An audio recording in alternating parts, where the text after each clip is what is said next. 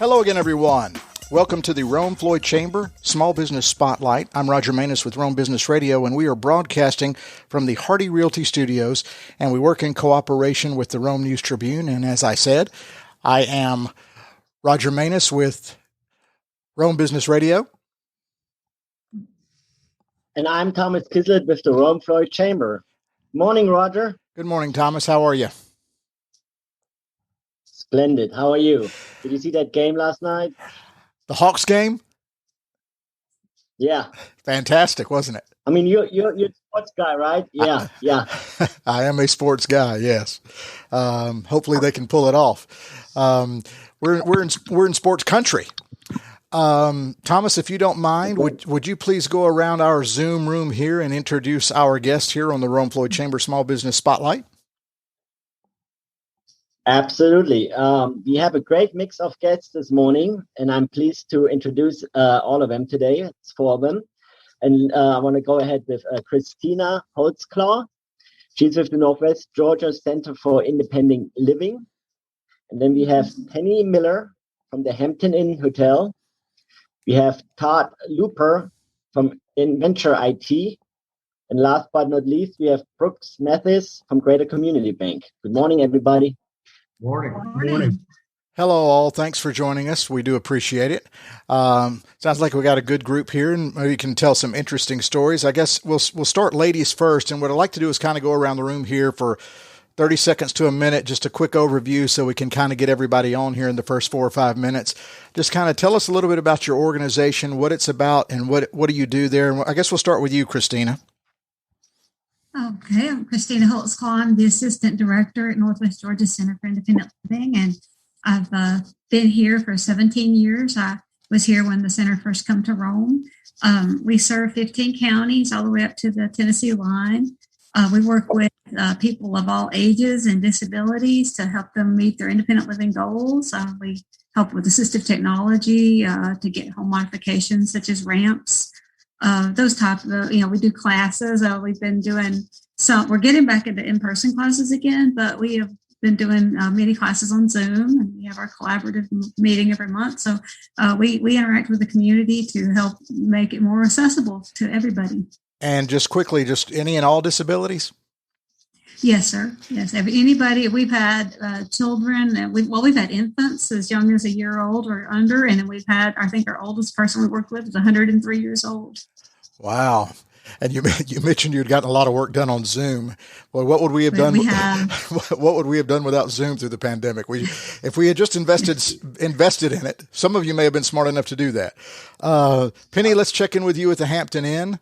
How are things at the Hampton Inn? What is your role? How is business, since we're hopefully coming out of the pandemic here? I am the general manager here, have been since 6 months prior to opening. We've been open 5 years-ish. As far as business goes, we are seeing a huge pickup in recreational, which is awesome. And we are seeing some of our businesses come back, but not all of them yet. So what were like the biggest problems for you guys? Just literally empty rooms, or are we returning to normal from your perspective? We're getting closer to normal. But yeah, as far as occupancy goes, it was, last year was horrendous. Yeah, I guess horrendous was the key word for everybody. Okay, Todd, am I going to pronounce this right? InventureIT? That's right. That's right. And your role is what? I am the Director of Business Development. It's a fancy word for the sales guy. I'm the only sales guy. Yeah. Well, I was going to say, if you're in IT, y'all have to have fancy words for normal stuff, don't you? Oh, yeah. And I don't have a fancy background. I usually do Google Meets, so I'm behind on my Zoom. So sorry about that. Plus, I'm not the engineer, so I break more than I fix. So Roger, thank you. And Thomas, thank you for inviting me.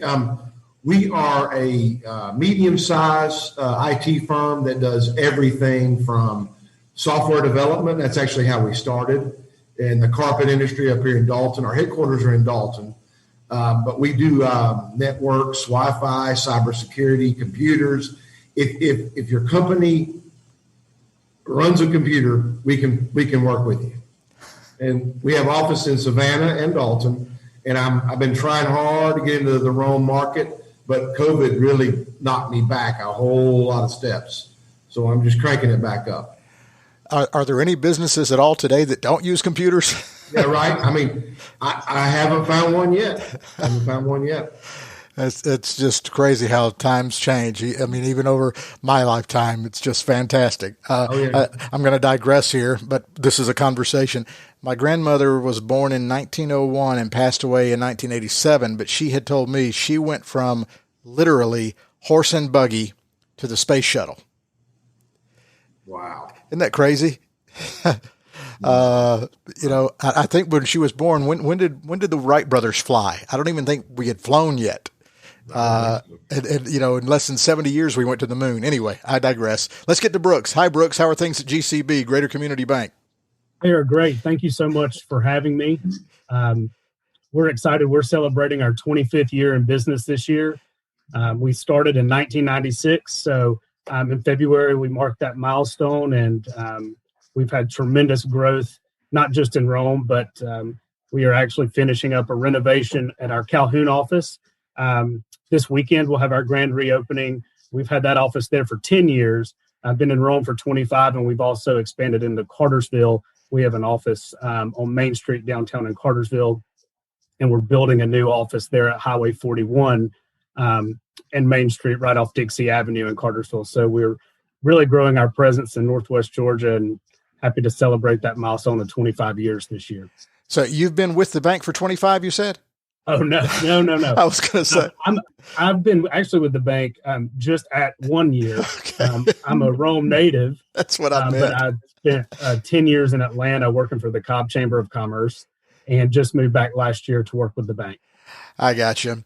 And, of course, the main branch is there on Martha Berry, next to the post office, near Somerville Park and John Davenport Drive and all that, right? Right.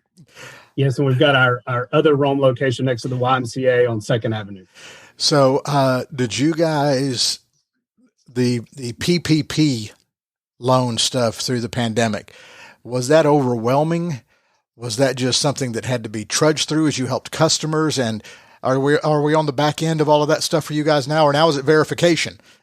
Absolutely. It was really an incredible service that we were happy to provide.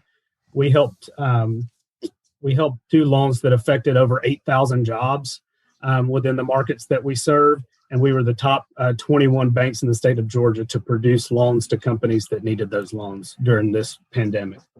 Wow, that's fantastic. And any other future growth plans? You mentioned Cartersville. Are you guys taking it slowly, cautiously, one step at a time? Yes, we've been in Cartersville for about a year. So if you're familiar with Main Street, we're just a few doors down from Jefferson's on the same side in a temporary location, and we're constructing a new state-of-the-art facility right there. If you're facing 41, kind of across from Target right there on the Dixie Avenue side that parallels 41. So we're in the process of constructing that new building, and so we're really focused on the new growth in Calhoun, the new growth in Cartersville, but we hope to continue to grow throughout Northwest Georgia. Gotcha. Christina, one of the things that was interesting to me is I kind of did a little Googling and looking at websites for everybody here in the Northwest Georgia Center for Independent Living. Most of your staff members have some sort of disability, according to your website. Yes, all of our staff do. I'm blind. We do have people on our staff who are hearing impaired or deaf, and we have some people who have mental health disabilities. I mean, it's we serve anybody and everybody, and what we do is, and I think it's the most unique service we have, is we have peer mentoring here, and everybody on our staff is certified peer mentors. And we have one person on our staff who's a dual certification in mental health peer mentoring. And what we do is we work with people with disabilities. We don't necessarily pair the disability. If we have somebody who comes in, for instance, who's blind, I mean, they wouldn't necessarily be paired with me. What we do is we pair somebody who, whatever their goal might be, and somebody who has similar experience in that. That's how we would put them together. So, I may end up working with somebody who's, say, a wheelchair user, or, it doesn't, we don't really pair the disabilities. And if it turns out that way, that's great. But we try to help people meet their goals, and we want to pair them with somebody who's had an experience navigating whatever it is they're trying to navigate to get from A to B, whatever they're wanting to accomplish. It's fascinating. I guess I don't know what word I'm searching for here, if it makes it more personal, because your staff certainly understands what people's needs are. Yes. Is that helpful? It is. I mean, we build ramps, and we have people on the staff who, they use those ramps. So when we have people who, use them, and, we work with, helping, our area be ADA compliant and, Americans with Disabilities Act. And, there's a difference between being compliant and what's actually user friendly. So we're working with, different places to make sure that, the buildings are accessible, or homes are accessible. We have people who end up, they'll say go into a nursing home facility for some kind of rehabilitation, and they'll end up having to stay there. And a lot of times it's just a simple ramp that would get them back out into the community and back home to their life. And how are you guys funded? We are funded through the state. We have state and federal funding with grants. And we work with vocational rehabilitation and the Department of Labor. And of course, we have donations that we welcome. Gotcha. So you do take donations? Oh, yes. Okay. Penny, at Hampton Inn, how are you guys funded? I'm joking. Check in, leave a credit card, right? Right. What you said you're the GM. How many years? I'm sorry. I've been at this property for 5.5 years. And what is your background? One of the things I like to delve into here is, and I joke that some people kind of, when they're in their teenager or college years, they know what they want to do. They latch into a career and they follow it forever. And some people have a dozen different careers through the course of their life. And I'm fascinated by either path. What's your background? I'm been here for 5.5 years. I managed the past location in Rome for 9 years. I managed a Hampton Inn in a Marietta for 5 years. I managed one in Cartersville for 3 years. When I was about 18 years old, I started working in a hotel, and I haven't figured out how to get out of them yet. So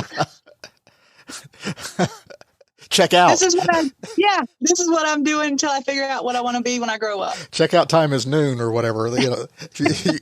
Well, you sound like the Eagles. You can check out any time you like, but you can never leave. That's about the truth of it. Yeah. Oh, and Todd, what is your background? You said basically your sales for InventureIT, but do you have an IT background, or could you sell anything?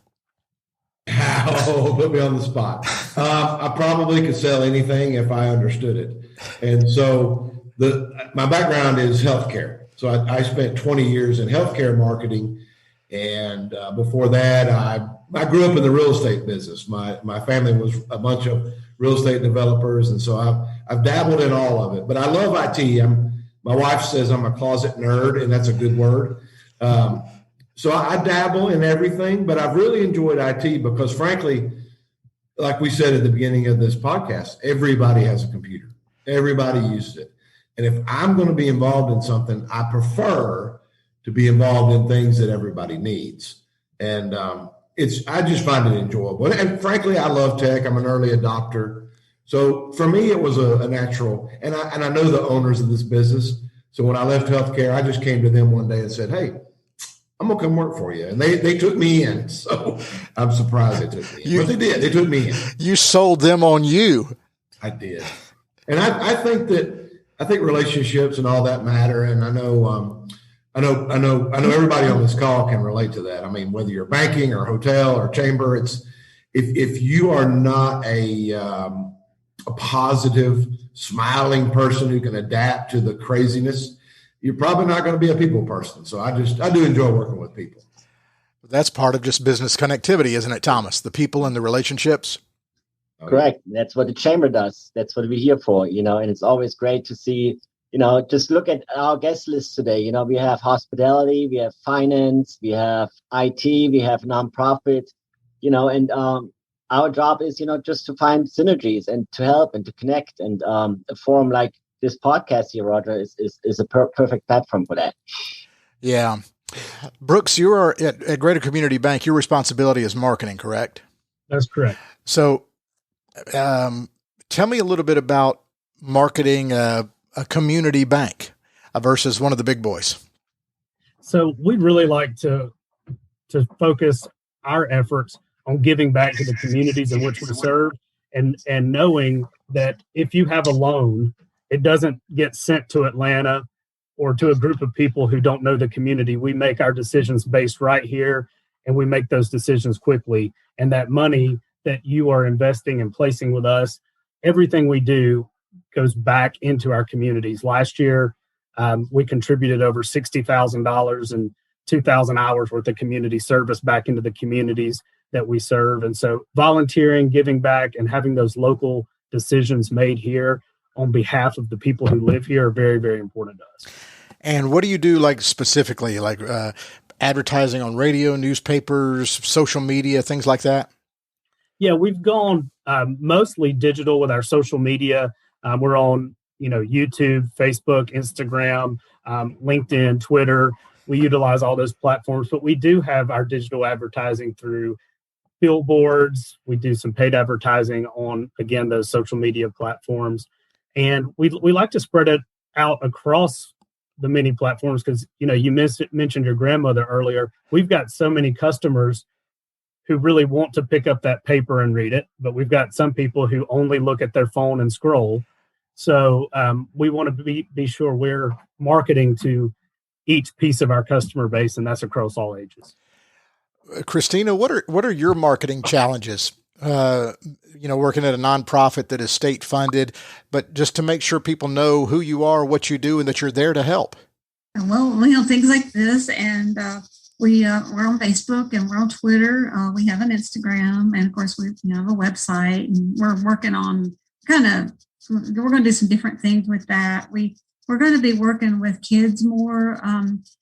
With what I'm doing I have two national projects that I'm involved in. One is called My Seal, which is marginalized youth.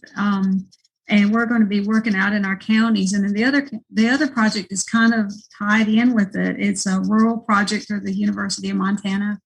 And we're going to be working in our 15 counties to work with outreach. We did phase one where we created curriculum with 7 other centers for independent living across the nation. And I was a part of helping create that curriculum. Now that we've completed that, what we're going to do is pilot the program in phase 2. We're going to be working closely. We've chosen Whitfield County. And there's a large Latinx population in Whitfield County that we're concerned has not been, they haven't been, I don't think they are, our outreach has not been getting to them the way we had hoped. And I think with the pandemic, we realized just how many people in our area didn't have access to internet. Some of our smaller counties and really far out and, maybe up in Dade, places like that. So we're going to go to good old fashioned mail. We're going to do some mailing, let people know we're here. We're going to have that in English and in Spanish. And then we're going to do some outreach starting with Whitfield, but it will be within all of the other counties as well. We're going to pilot the program and revise it as needed. So we want to make sure we're reaching all people with disabilities that know about our services and to see what is needed in those specific communities.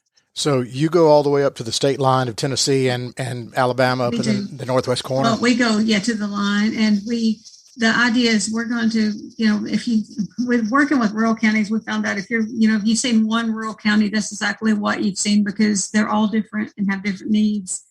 And, we work with, independent living philosophy of where, I have ideas of what I think certain counties would need, but, I want to hear from the people living there. So, the idea would be we would have some focus groups and talk with them about, do they feel that, say transportation or housing or whatever, for instance, would be what their concerns are, and then how we can help address those and bridge the gaps that are in the community so they could live more independently.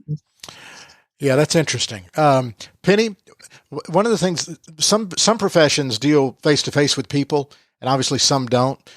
But you're basically in the hospitality industry. I've never done that. I've always kind of been in media, so I've never sat behind a cash register and had to do that and retail or whatever and face-to-face things like hospitality like you do. What are some of the unique challenges that, somebody like me, I know nothing about what it is that requires? Honestly, you just need to have a heart for hospitality. We can teach anybody to run the computers, but if you're not someone that wants to take care of the guests, to make sure they're happy, to make sure they feel the love, then this probably isn't the job for you, because we want those connections. They're not customers, they're guests. We invite them here. We want them to stay with us. We want them to come back. So you just either are or you're not. There's no teaching it. In your long career, just between me and you, give me a story of a horror story of the worst guest ever. Oh, I can't do that for the whole public to hear. Can you give me a generic horror story? Like, has anybody really trashed a room or thrown a TV off a balcony or? We had a basketball team one time that wanted to practice shooting hoops in a guest room, and every item that was glass in the guest room ended up broken. So that was not a good experience for either of us. Well, I'm a sports guy. I got no problem with a basketball team practicing. So Todd, in your business, you're a sales guy, so you're out there developing the relationships, but there's also people in your industry that probably never see anybody. They're the guy logging code or, doing the behind the scenes stuff, right? To protect your clients' technology needs. Yeah, I think one thing that's often misunderstood, and myself included before I started working here, is how much goes on behind the scenes. You said it. I mean, somebody has got to develop code. Somebody's got to write that app. Somebody's got to build that website. Somebody's got to build a network that makes this Zoom work. I mean, I'm on Wi-Fi. Most of us are probably on Wi-Fi right now. And how does that work? How is it safe? And Thomas knows this because I talk about it all the time. Cybersecurity is my number one conversation everywhere I go for every client. And you've got to be prepared. Somebody on the back end's got to help you get ready, because ransomware is out of control right now. And Penny does with credit cards a lot. That's how people pay. Well, it used to be, I'm worried about losing my customers' credit card numbers.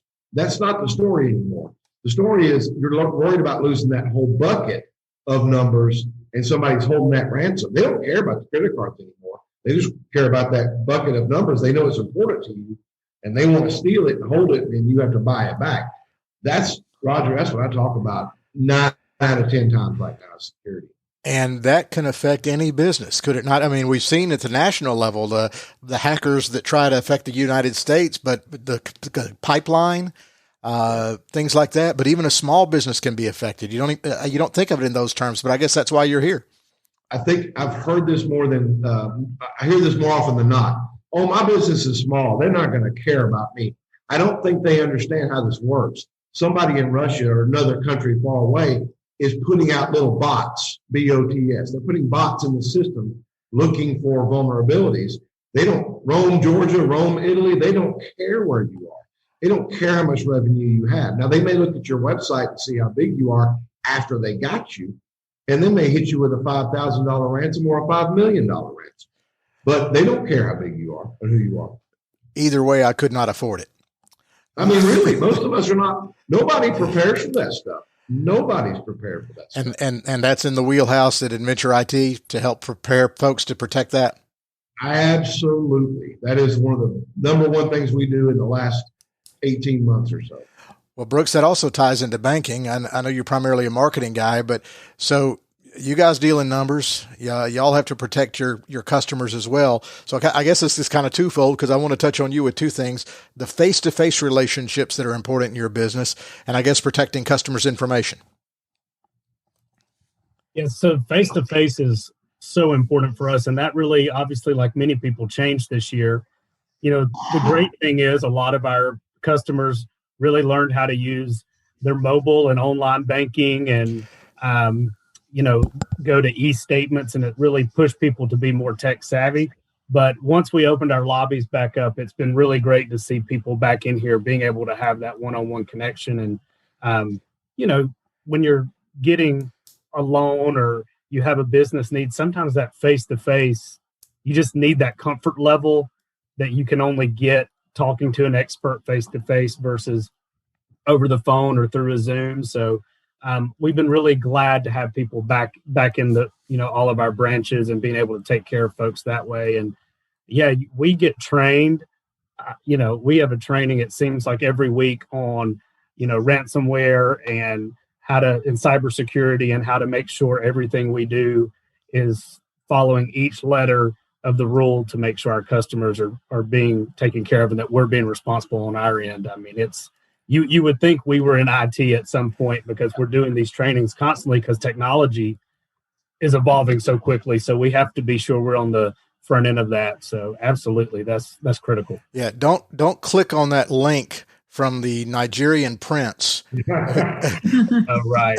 Roger, they're getting way better than that now. Way better. Yeah. Well, it's funny. And Brooks, to your point, we love the technology, on our phones and online banking and just the speed where you can maybe online bill pay. So we love the technology, but yeah, there's a point in time where you want to know want to know your banker. You want to go in there face to face and say, because that's the best way to do business still. Well, let's kind of wrap things up here and go around one more time. Christina, I could feel like I could talk to you forever. The fact when I had seen this in your bio and you said that you were blind, that's just a fascinating conversation to me about how you navigate through life. But so I know that's a unique challenge, but also works probably very well for you in your position because you can identify with the people you serve. Well, it does. And I mean, I'll never have a job that's more, that works with me better. I'm in my office. I actually have my guide dog behind me. Her name is Felicia. And I have my computer set up where I use it's called the JAWS program. It's cute because it actually has a little JAWS fin on it, but it makes my computer talk.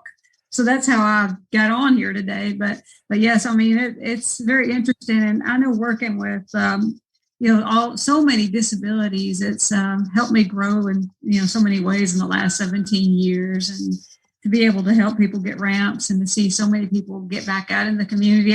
Our job is to hopefully, when somebody comes to us, we want them to become so independent they don't need us anymore, do ourselves out of a job. That's exactly what we want to do. All right. Okay. Yeah, that makes sense. That's the end goal. Well, tell Felicia I said hello. All right. She's snoring behind me. I sure will. And can we just get contact information again, your social media, your website? How can people get more information? A phone number, email, whatever?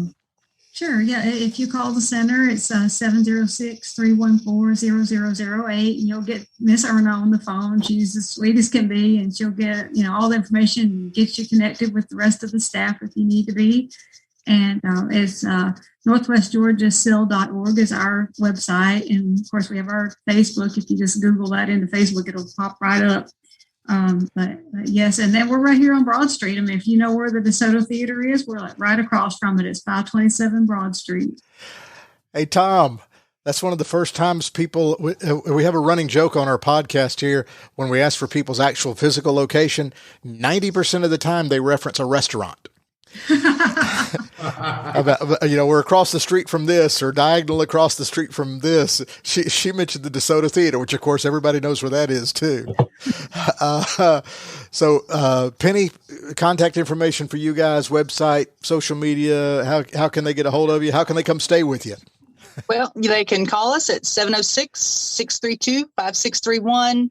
We're at 875 West 1st Street, downtown Rome. We're on Facebook at Hampton Inn Suites, downtown Rome, Georgia.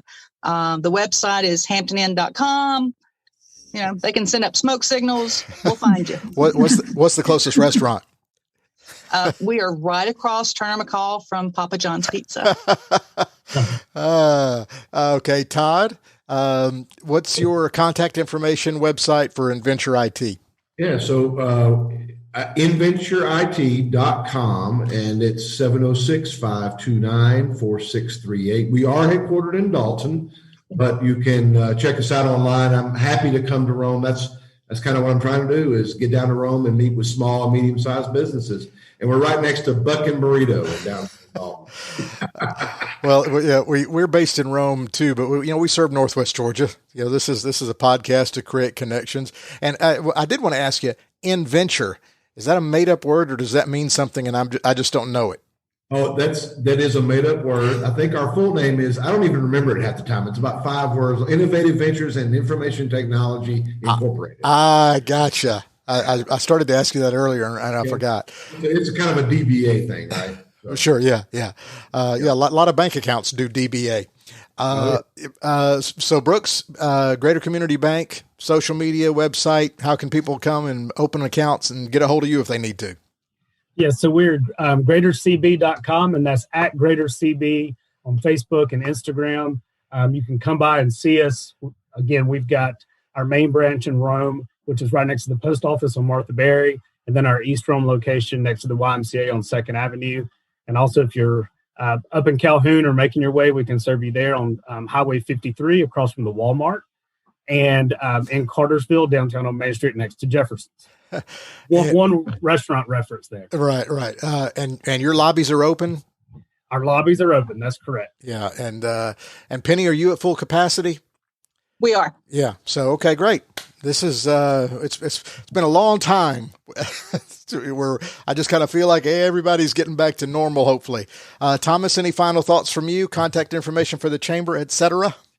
Yeah, first of all, thank you to all of our guests. And then the second running joke or running theme that we have is actually finding a theme. Oh, that's right. I'm sorry. Within the talk show, And today's theme, I think I steal this a little bit from the Greater Community Bank because their claim is Live Better, Bank Greater. But really, Live Better applies to everybody, to Christina's organization, they want to include, the disability folks to be a big part of the community. So they want to, live better. InventureIT, you want to make life better for all of us users, IT users. And then, of course, Penny with, being the face of the community, basically, to welcome our guests and, to make them, feel home. And that makes life better. And then, of course, you guys, Brooks, it's in your slogan. And even the Greater Community Bank. I mean, you have people out in the community everywhere. I go running 5 a.m. I see a Greater Community representative. I go to the theater. I see a Greater Community representative. I go to a government event. I see a Greater Community representative. So great job. And, the name is really true. And the chamber, if you want to find us and chat a little bit about membership and everything else that's going on, you find us on 1 Riverside Parkway, across from one eatery at Stuck's Deli, but there are many more along Broad Street. Website is romega.com, or just go to Google and type in Rome Floyd Chamber. All right, that is an interesting point, Thomas. I had never thought about that, Penny, that you are, in fact, you may be kind of the first impression, the welcoming committee for the entire city when we have visitors to town. So, which is a job we do not take lightly. That's great to know. And Thomas, one last thing from you, because I occasionally put you on the spot with this, since you chose the theme would be Live Better. Can we get a German translation of that? As we sometimes I ask you to do a German translation of something we have discussed in the show. Live better. Sure, that's an easy one today. Besser leben. One more time. Better, leben, live. Gotcha. I'm going to speak broken German by the time we get through doing this podcast in 100 years. I'll test you next week, so be prepared. Yeah, I've already forgotten it. I remember Lieben. Okay. Thanks so much. Thanks everybody for joining us. This was fantastic. Learned a lot, and hopefully we created some connections. This has been the Rome Floyd Chamber Small Business Spotlight. I'm Roger Manis with Rome Business Radio, and we broadcast from the Hardy Realty Studios, and we work in cooperation with the Rome News Tribune. Thank you so much for listening.